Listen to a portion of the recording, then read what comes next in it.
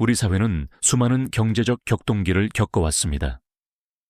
IMF 외환 위기의 쓰라린 기억, 2008년 리먼 브라더스 사태, 그리고 최근 몇 년간의 부동산 광풍까지.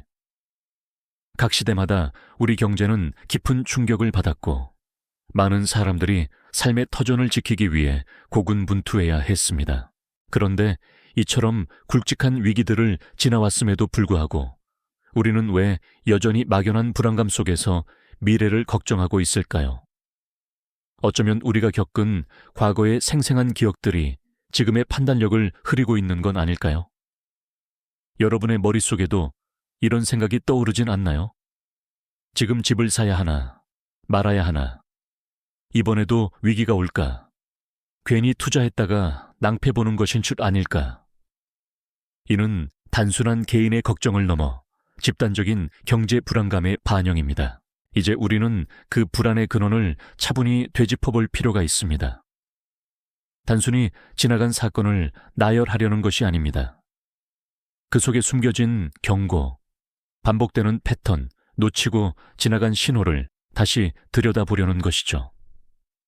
그것이야말로 우리가 앞으로 다가올 파도를 준비하는 첫걸음이 될 테니까요. 첫 번째로 돌아볼 사건은 1997년 대한민국을 뒤흔든 IMF 외환 위기입니다.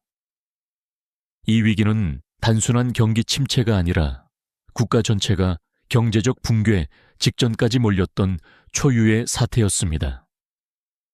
기업들은 줄줄이 도산했고 대규모 구조조정과 실업 사태가 이어졌죠. 정리해고라는 단어가 언론에 처음 등장했고 수많은 가장들이 하루아침에 직장을 잃었습니다. 그 충격을 극복하기 위해 우리 국민들은 금 모으기 운동에 나섰고 그 단합된 행동은 세계적인 찬사를 받았습니다. 하지만 그만큼 깊은 트라우마도 남겼습니다. 국가도 믿을 수 없다는 불신, 내 자산은 내가 지켜야 한다는 강박이 그때부터 자리 잡았죠. 그리고 10년 뒤 미국에서 시작된 금융위기 리먼 브라더스 사태가 전 세계를 뒤흔듭니다. 이른바 서브프라임 모기지 사태에서 비롯된 이 위기는 글로벌 금융 시스템 전체를 마비시켰고 한국 역시 환율 급등, 주가 폭락, 수출 부진 등 연쇄 타격을 받았습니다. IMF는 외환 위기였지만 리먼은 금융 시스템에 대한 신뢰 자체를 흔드는 위기였습니다.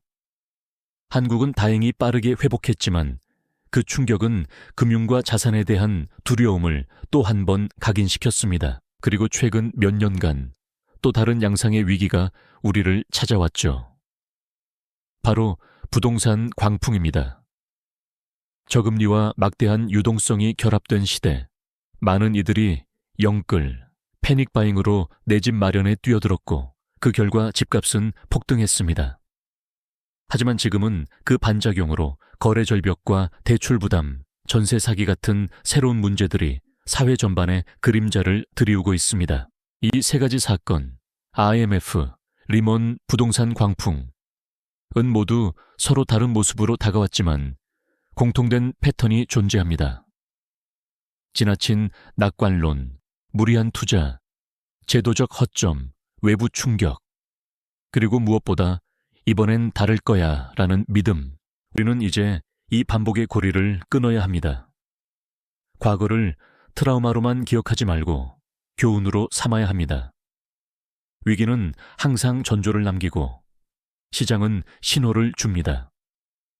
그 신호를 제대로 해석할 줄 아는 것이 지금 우리에게 가장 필요한 경제 감각 아닐까요? 이번 시리즈를 통해 우리는 단순히 과거를 돌아보는 데 그치지 않고 현재와 미래를 꿰뚫는 통찰력을 함께 키워나가고자 합니다.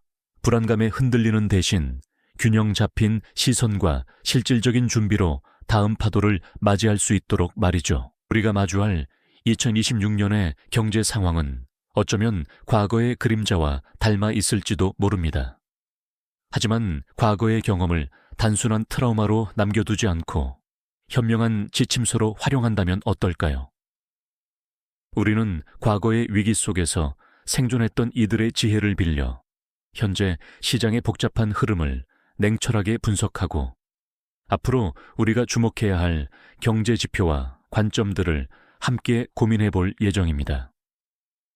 이 모든 여정은 여러분이 불확실한 미래 속에서 단단한 경제적 기반을 다지고 어떠한 파괴도 흔들리지 않는 지혜로운 선택을 하는데 큰 도움이 될 것이라고 확신합니다.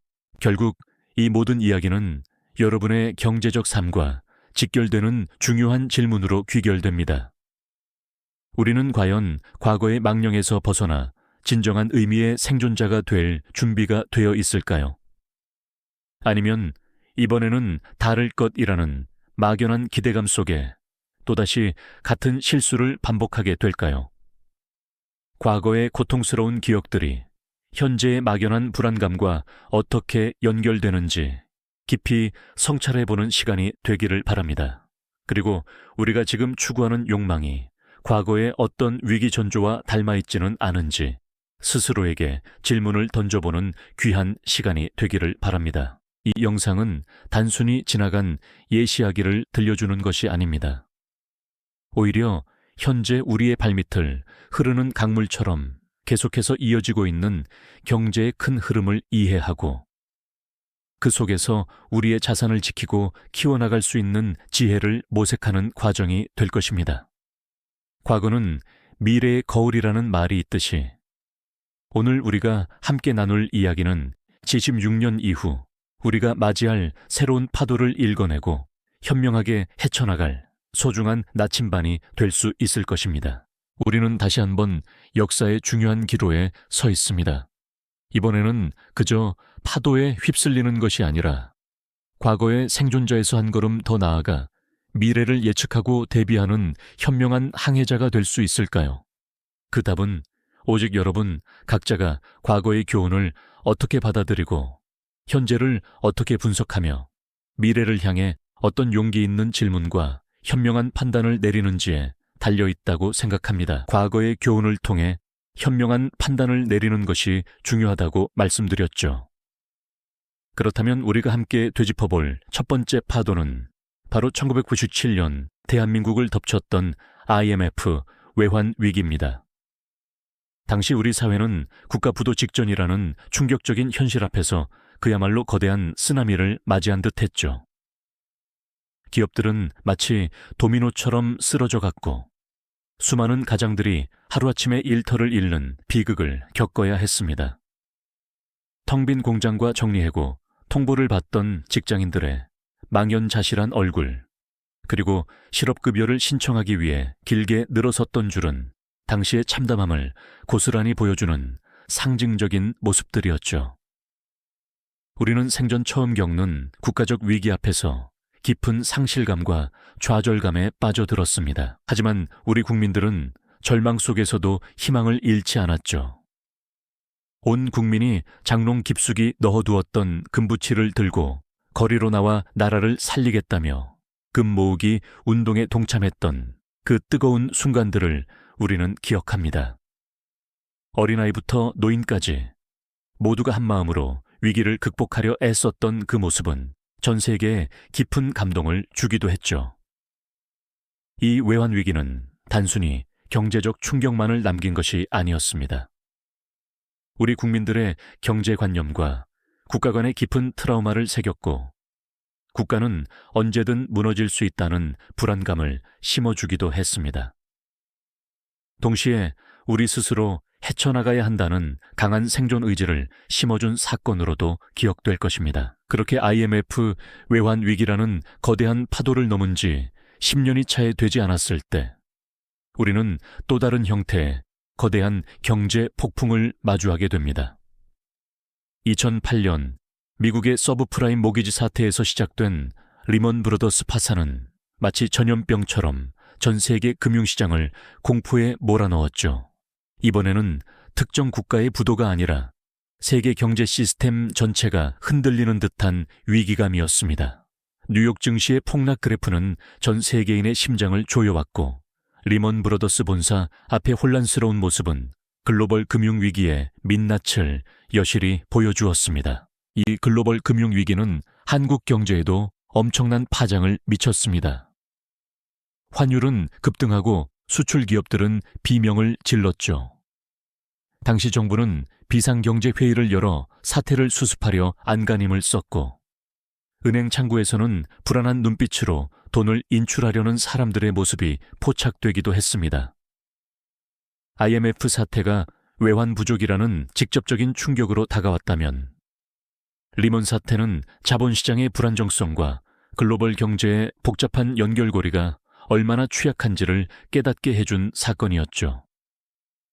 우리는 이 위기를 통해 금융 시스템에 대한 불신과 함께 전 세계 경제가 얼마나 긴밀하게 연결되어 있는지, 그리고 그 연결고리 중 하나라도 끊어지면 어떤 혼란이 벌어지는지를 뼈저리게 경험했습니다. 이처럼 IMF와 리먼 사태는 서로 다른 형태였지만 모두 거대한 자산 충격을 동반했다는 점에서 공통점이 있었습니다. 그런데 이번에는 또 다른 형태의 위기가 우리를 찾아왔죠. 바로 집 한 채가 인생을 갈라놓았던 부동산 광풍입니다. 이 두 번의 거대한 경제 위기는 우리에게 서로 다른 교훈을 안겨주었지만, 동시에 공통적으로 예측 불가능한 위기는 언제든 찾아올 수 있다는 냉엄한 사실을 각인시켜 주었습니다. IMF가 국가의 생존을 위협하는 직접적인 충격이었다면, 리먼 사태는 보이지 않는 곳에서 시작된 작은 균열이 어떻게 전 세계를 뒤흔들 수 있는지를 보여주는 사례였죠. 우리는 이렇듯 이 다양한 형태의 경제적 시련을 겪어내며 강인한 생존 DNA를 키워왔다고 볼 수 있습니다. 하지만 이 생존 DNA가 과연 미래의 파도 앞에서도 우리를 현명하게 이끌어줄 수 있을까요? 아니면 과거의 경험이 오히려 우리의 눈을 가리고 이번엔 다를 것이라는 섣부른 낙관론에 빠지게 만들 수도 있을까요? 이 질문에 대한 답을 찾기 위해 우리는 또 다른 중요한 경제적 전환점을 되짚어 볼 필요가 있습니다. 바로 저금리 기조와 유동성 확대 속에서 반복되었던 한국 부동산 시장의 과열, 즉 영끌과 벼락거지라는 신조어를 탄생시킨 부동산 폭등기 이야기입니다. 이 시기는 앞서 살펴본 국가적 위기와는 또 다른 양상으로 우리 사회의 깊숙이 자산 불평등이라는 그림자를 드리웠던 시기였죠. 2010년대 중반 이후 전 세계적인 저금리 기조와 함께 우리 경제는 막대한 유동성의 파도에 휩쓸렸습니다. 마치 저수지에 물이 넘쳐 흐르듯 시중에 돈이 너무나 풍부해지면서 갈 곳을 잃은 자금들이 부동산 시장으로 일제히 몰려들기 시작했죠. 은행 문턱은 한없이 낮아졌고 돈을 빌리는 일은 그 어느 때보다 쉬워졌습니다. 지금 아니면 내 집은 영원히 못 산다는 불안감과 이번 기회에 자산을 불려야 한다는 기대감이 뒤섞여 많은 이들이 이른바 영끌, 즉 영혼까지 끌어모아 대출을 받는 현상에 뛰어들었습니다. 아파트 모델하우스 앞은 밤샘 줄로 장사진을 이루는 풍경이 낯설지 않았고 부동산 중개업소의 전화기는 쉴 틈 없이 울려댔습니다. 급등하는 아파트 호가 그래프는 마치 폭주하는 기관차처럼 멈출 줄 몰랐죠. 젊은 부부들은 미래를 위해 과감히 대출, 상담 창구의 문을 두드렸고 조금이라도 더 좋은 입지의 아파트를 구매하기 위해 너도나도 패닉 바잉에 나섰습니다. 모두가 이 열차에 올라타야만 살아남을 수 있다고 믿었던 시기였죠. 하지만 이 뜨거운 열기 속에서 우리 사회는 또 다른 그림자를 마주하게 됩니다.